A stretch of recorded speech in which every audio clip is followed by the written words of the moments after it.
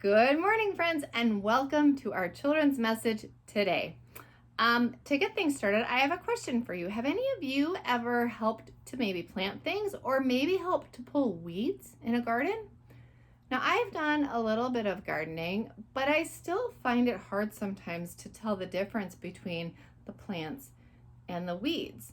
And I have a picture here to show you, and I wonder if you can tell me which one is a plant and which one is a These two weed. pictures look pretty similar, but the picture on the top is of strawberry plants and the picture on the bottom is of weeds.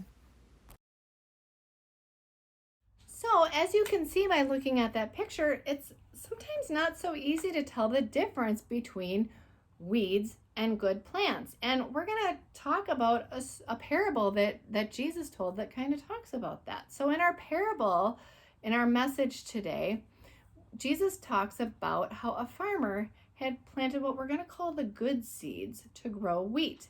Now, wheat's a really good plant. It's what flour is made from, and we use flour to bake bread and cookies and cakes and all sorts of good tasting things. So the farmer went through and planted those good wheat seeds, but while everyone was sleeping, someone came and planted weeds among the good seeds. So when the farmer's wheat sprouted, there were bunches of weeds mixed in with the wheat.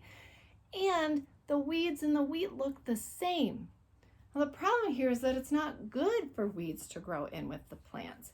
And the weeds, they take up a lot of the nutrients and the water and the soil so that the plants can't get as much of those things, and the weeds might grow taller than the plants and get more of the sunshine.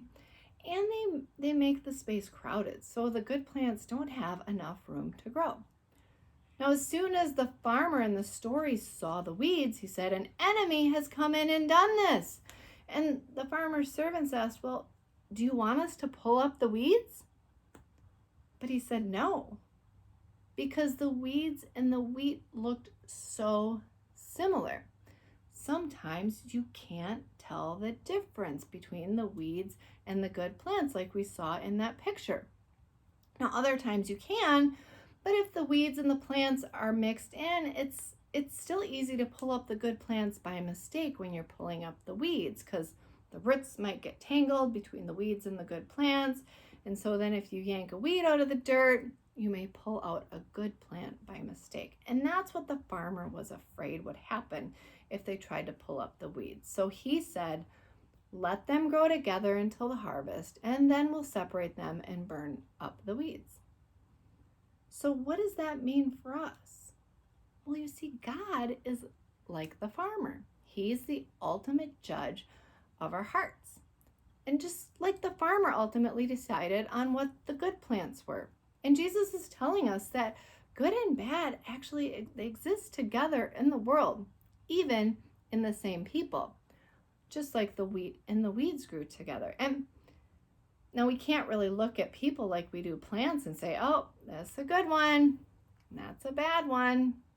But sometimes we might be tempted to do that, but we shouldn't. God sees both the good and the not so good in all of us. And we actually don't have to worry about separating the good from the bad, because He will take care of that.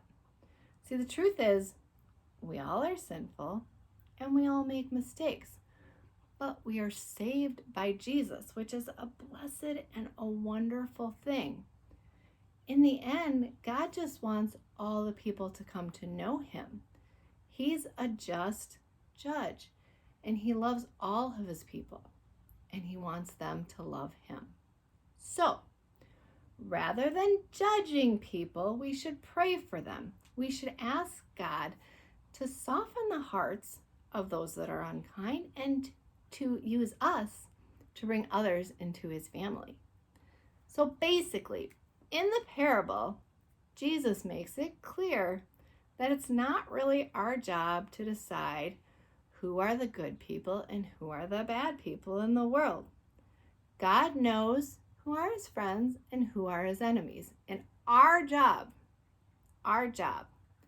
is to show the love of Jesus to everyone. That's our children's message for today. I will see you next week. Have a wonderful week. And God bless all of you.